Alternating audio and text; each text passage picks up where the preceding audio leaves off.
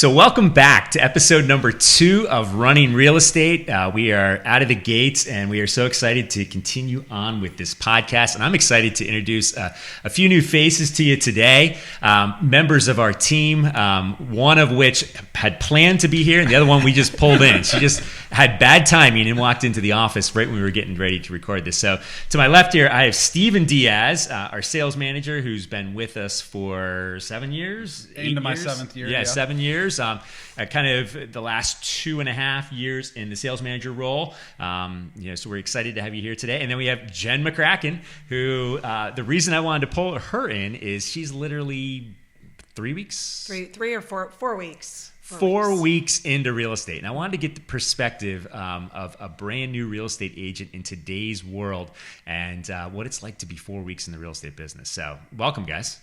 Thanks, Ryan. Happy Thank to be you. here. Well, I'm glad that I was running late, so I'm glad you hung around and waited for me to get here. But so, Steven, you and I obviously we're always powwowing and talking about what we can do to help our team, what we can do to put our agents in the absolute best position to have success in any real estate market. But then right now we're seeing an interesting shift to the market. So it's we're always looking at like how can we tweak things to make it easier for them to have more success. So what are your thoughts, Steven, with what some of the things that have been working and have not been working here recently? Yeah, absolutely. So 100%, we're in an incredibly dynamic real estate market right now. Coming off, the COVID years, the pandemic years of just nonstop go selling real estate. We've really kind of hit a wall here in June with rising interest rates, and it's kind of put the brakes on the market. And I think we're starting to see it wake back up a little bit. Obviously, we're experiencing some seasonality here with the holidays, but prior to this, we had a pretty good couple-month run of, seeing some more deals get put into place. One really interesting factor right now is, our inventory is still incredibly low. So one thing I was doing this week was actually looking at inventory in our markets back in 2018, before the pandemic hit, and honestly, in some markets, we had 5 times the amount of inventory that we have right now. So the interesting fact is we have this low inventory, which means, prices are probably going to stay pretty consistent, pretty steady. But really some of the power is shifting back to the buyers right now because, people are having some time to wait. It's not you get out there the same day, you got to write that offer and you got to beat 6 or 7 other offers. So it's definitely a dynamic time. It's definitely a time that who you work with matters because you need someone that's staying on top of the trends and where the market's going. And, I'm excited for 2023. I think there's going to be a lot of opportunities for both buyers and sellers and also agents that are willing to put the work in. The career has shifted. It's not the part-time show up, work whenever you want to career anymore. Our agents are in the office 4 days a week prospecting at least 2 hours a day to make sure we're reaching those clients that need to hear what's really going on in the market because our local market is much different than what the national market is portraying right now. Yeah, absolutely. Every market is different. Every market is unique, and the second home piece to it is one market that we have. The year-round population is another market, and then we've got Maryland and Delaware, which are two dynamic, different markets as well. So we've got a lot of moving parts. You mentioned going back to 2018, at any given time we might have had 1,000 properties for sale in all of Worcester County, and now we're looking at 300. So it's definitely different. You and I spend most of our day looking at the market, trying to predict and see what's going to go on. But I want to bring Jen in here because Jen, being a brand new agent, you don't know anything different than what we're in right now. Correct. So this is other than myself personally when I was shopping for homes with you 2 years ago. Right. And so you were pre-pandemic. Right, when you were looking for the home, you made your move at like the absolute best time because you were able to sell a property and then buy another property. Correct. And there was competition, there was low inventory, but you were able to still kind of you didn't have to make a move instantly. Exactly. Like some people have had to do like 6-10 months ago. It was like you had to make a move right away or you were going to miss it. Mm-hmm. So let's hear your perspective. I'm always curious, and this would be really helpful for anybody who's thinking about getting into real estate. But you're 3 weeks, 4 weeks in. What what was maybe the thing that you did not expect, and then what are, just share what you're seeing and what it feels like to be a brand new agent. Okay. I did not expect, honestly, to be putting in as many hours as I have been every day. I did meet multiple clients at open houses, and the one is a couple who connects with me almost daily looking for homes. So I'm on MLS looking for houses. They gave me their criteria, which is a difficult criteria, which I've learned through the search that there's not much out there. And unfortunately, they're a little frustrated, but I told them to keep up hope. So I'm constantly looking at new houses that are coming on the market that would meet their criteria.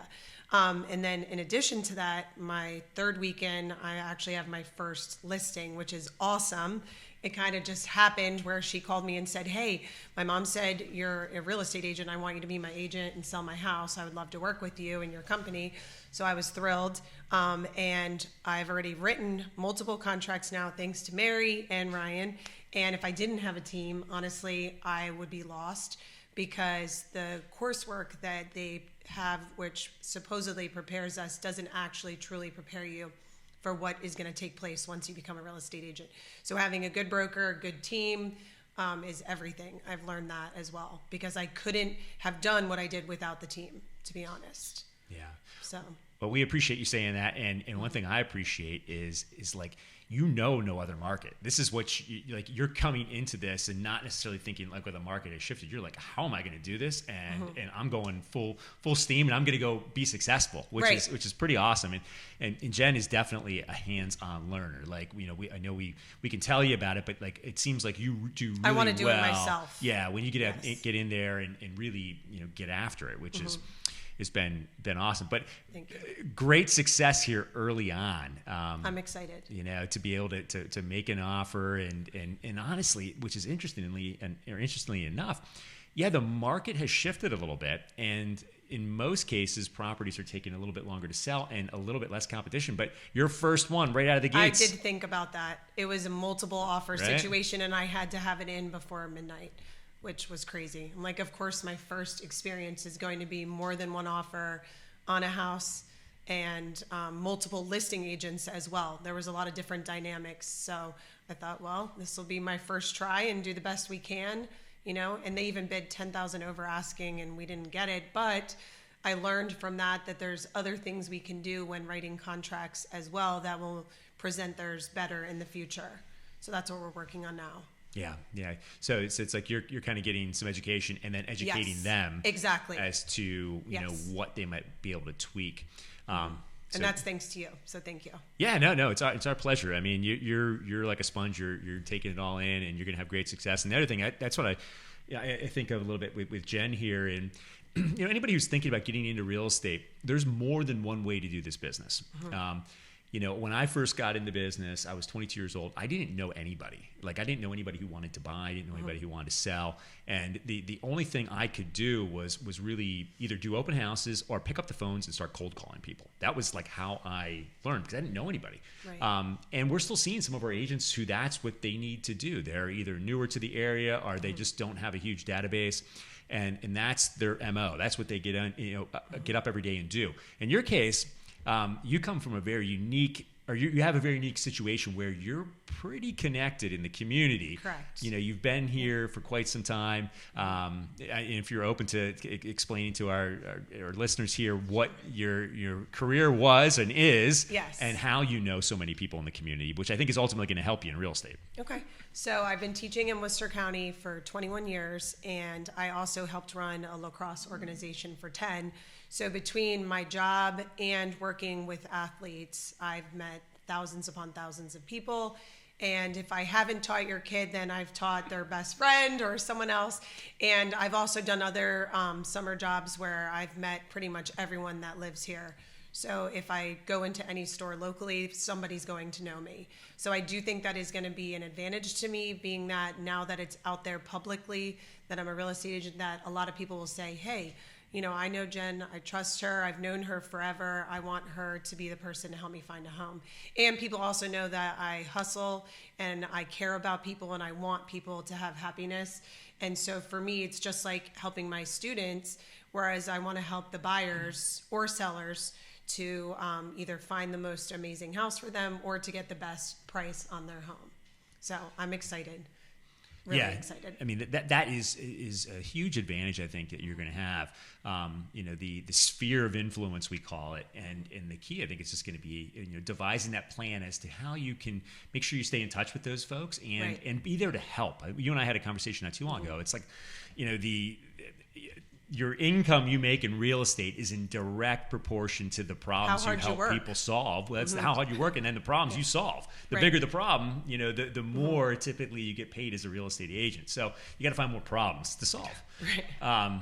Stephen, what's your thought on that? You obviously are, on the front lines with our real estate agents within the company and the team, and you see different backgrounds from all of them. What are your thoughts here on Jen and her background? Yeah, absolutely. I mean, I think Jen has an absolute amazing built-in kind of advantage for her for being so connected, being a teacher. In fact, she teaches my son currently, and she is his favorite teacher. So that always goes a long way with people too. But I myself, I'm a lot like you, Ryan. When I didn't grow up here. I did not live in, Worcester County until, about 10 years ago. And I worked in the food industry for a few years prior to getting into real estate. So I was one of those agents that when I first came to the team, I was in the office. I was cold calling 5 days a week. And I have, a couple good, what I call paths of 7, 8 sales that I can track back to some of my earliest cold calls I made when getting to the office. So Jen has a tremendous advantage, but that doesn't mean that if you're not connected, you can't be successful. So a lot of our agents right now that aren't as connected as Jen, we have a database of close to 70,000 people. And basically what we are doing is we're giving them people to reach out to on a daily basis to build their own databases up and hopefully find some sales. But doing open houses, getting out in the community, talking to the place you get your haircut, the owner where you get your haircut, your favorite restaurant, making those connections is a great way to help build your database and your sphere of influence as well. So while Jen has an advantage, and I think it's going to be tremendous and it's going to help her be successful very early in her career, that doesn't mean that if you don't have those connections and that advantage that you can't become and make yourself a super successful real estate agent. I think the opposite of that too is just because you're connected doesn't mean you're going to be a good real estate agent. Where Jen, I think, is going to really shine, and we're seeing this already, is because people trust you. If we've trusted, and I'm the same way with my kids going through your classroom. I mean, we've trusted you with our kids, and you survived and actually molded them into being good kids. I think it's going to be using those traits that you have combined with what you're connected with or who you're connected with is really going to help you prosper in this business. So we're excited. That's my hope. We're excited to see your growth into 2023 and how you become very successful as a real estate agent. What other thoughts do you have as far as the real estate world? Is there any one thing you're most surprised by thus far? My lack of ability to get through the dot loops and the technology, being that I consider myself tech savvy, being a teacher through COVID, and learning a whole different platform, I'm lost. So if I didn't have the YouTube videos that you guys produce, I've watched you multiple times, Mary, the Zoom with Mary, all those things. I would definitely, that is a struggle for me because I'm usually quick to get things, and it's overwhelming. So I would say that is my biggest struggle at this point. But helping people looking for the right property, utilizing the MLS database like that, I feel like I've already kind of mastered certain parts of that where I feel comfortable in looking for the right things and making suggestions. But for me, it's always learning new technology platforms. Yeah. It's just different. Right. Once I get it, I feel like I'll be fine. But right now, I'm still kind of just going through the early stages of just learning how to use it properly. I think some of that's like muscle memory. I agree.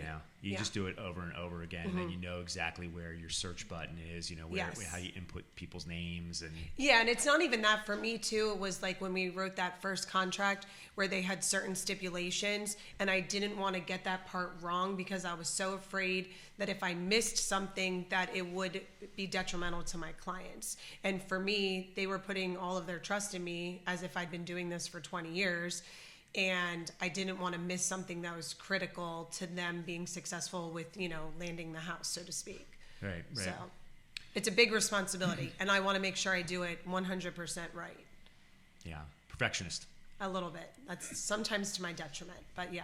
Yeah. I am a little bit of a perfectionist. And I think we strive for that as a company too. I mean, we've put some checks and balances in place, you know, when you do have offers to get them reviewed and to be there just to help, you know, because we want it to be, you know, sometimes you only get one shot, right? Right. And we want to make sure we put our best foot forward to help represent our clients, and I know you're going to do that. So Thank you. I'm not going to tie you up anymore. I made you do this, and I appreciate you taking a few minutes to. Well, thank you guys for welcoming me to the team. I'm really excited to be here. We're super excited to have you. Thank you. It's just the beginning. Yeah. 2023 is going to be awesome. I know. I'm excited for it. Any parting words? Anything else you got? No, I mean, welcome, Jen. We're, Thank you. like Ryan said, super excited to have you on the team. And I think, 2023 is going to be a great year, not just for you, but for us as a company in general. So we're looking forward to it, and bring it on. Great. Well, we'll see you next time with episode 3. Thanks for tuning in. Like, subscribe, share, and we'll talk to you soon.